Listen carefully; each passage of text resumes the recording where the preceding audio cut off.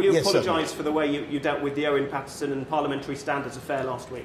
So what we've got to make sure is that we take all this very, very seriously and that we get it right. And there's a debate today. Unfortunately, I can't be there because I've had a long-standing engagement up here.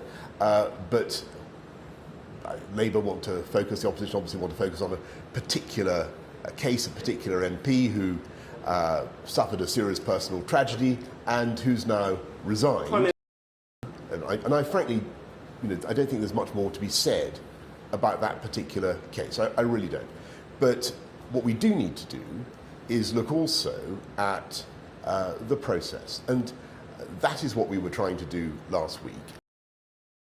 What we're seeing now is I think that if I understand things correctly, the Speaker is saying he wants to have a cross-party approach to look at the issue of appeals in particularly difficult cases. And I totally support that. To be clear, Prime Minister, you're not going to apologise for the way you acted last week? Look, I think it's very important that we get this right, and we are going to make every effort to get it right, and we are going to hold MPs to account. What I think is also, and MPs, as I said last week, should not break the rules.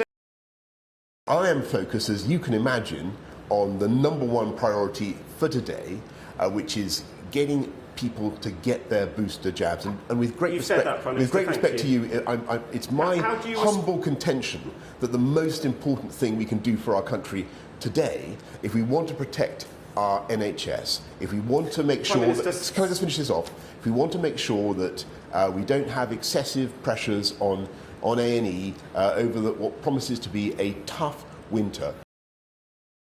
How do you respond to Sir John Major, who said your handling of the case was shameful and wrong and trashing the reputation of Parliament? Yeah. Do you believe the rules just don't apply to you, Prime Minister? No, of course not. And I've said what I've said about the particular case of one MP who, as I said, suffered over the course of a long investigation, suffered a personal tragedy, has now resigned his seat.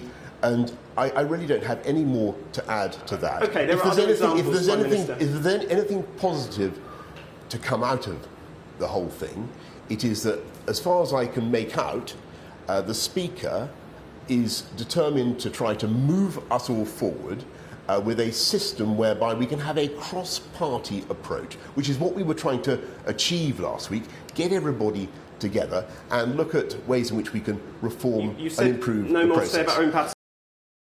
I know that you're going to keep sort of focusing on this type of issue.